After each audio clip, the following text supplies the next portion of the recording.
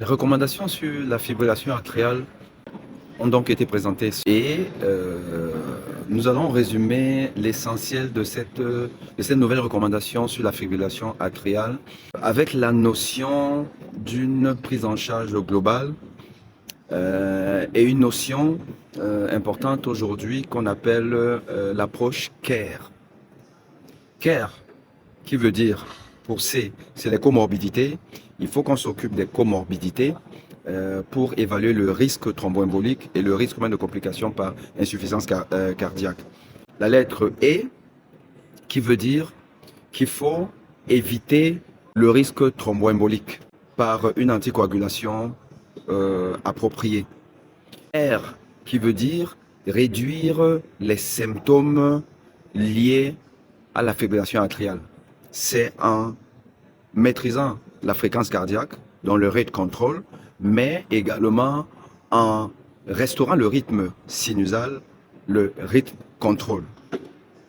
Et le E, c'est l'évaluation et la réévaluation des patients, donc leur suivi, dans une approche multidisciplinaire où on intègre à peu près tout le monde, même les pharmaciens, les infirmières, les médecins et toutes les autres entités qui permettent une meilleure prise en charge. Donc cette approche CARE aujourd'hui est l'une des nouveautés dans la prise en charge. Ce qu'on retient aussi, c'est qu'il y a une nouvelle classe, une nouvelle entité qu'on introduit. On a toujours parlé de la fibrillation paroxystique, voilà, qui dure moins d'une semaine, la fibrillation persistante et la fibrillation permanente.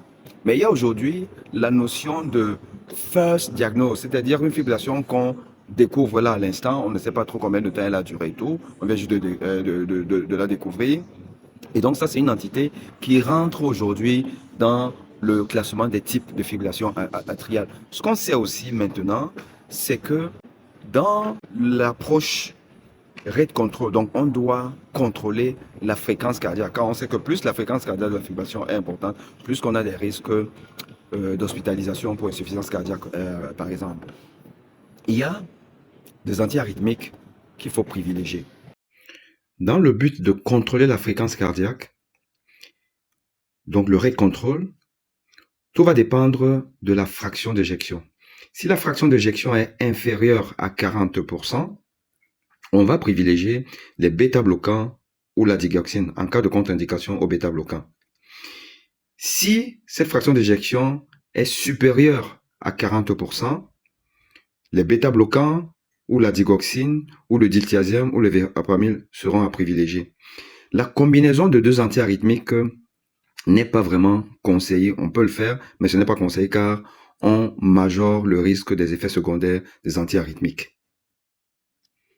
La leçon ici à retenir est donc que la digoxine revient dans la course de la prise en charge de la fibrillation atriale chez les patients avec dysfonction ventriculaire gauche ou non. Or, on sait que cette digoxine avait été mise au banc des accusés pour une surmortalité chez les patients avec une fibrillation atriale.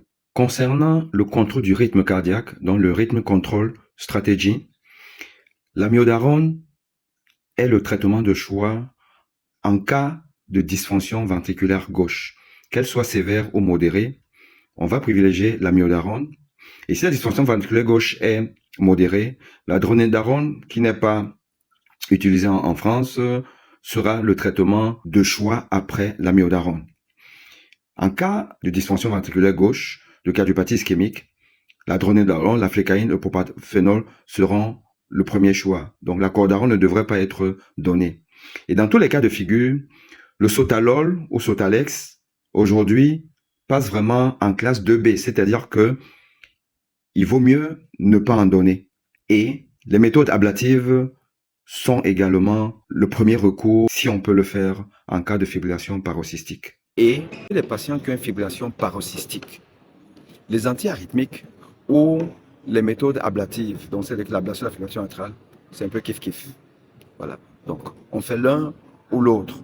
Et donc, ce qui veut dire que comme il y a quand même un risque opératoire de complications de l'ablation, donc les antiarythmiques sont finalement en première ligne dans la fibrillation paroxystique. Et si les antiarythmiques ont échoué, allez, on passe rapidement à l'ablation. Or, si l'ablation, on a passé par l'approche ablative, si l'ablation a échoué, on peut tenter une deuxième procédure d'ablation. Et si celle-là échoue, on revient aux antiarythmiques, un peu par défaut.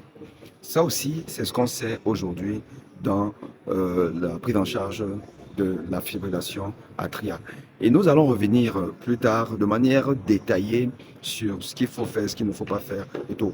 Mais parlant des anticoagulants, ce qu'on peut dire, c'est que les anticoagulants oraux directs, rivaroxaban, apixaban, indoxaban, dabigatran, sont à privilégier versus les antivitamines K, sauf chez les patients qui ont une valve prothétique, donc une valve mécanique. Il faut donner les antivitamines K.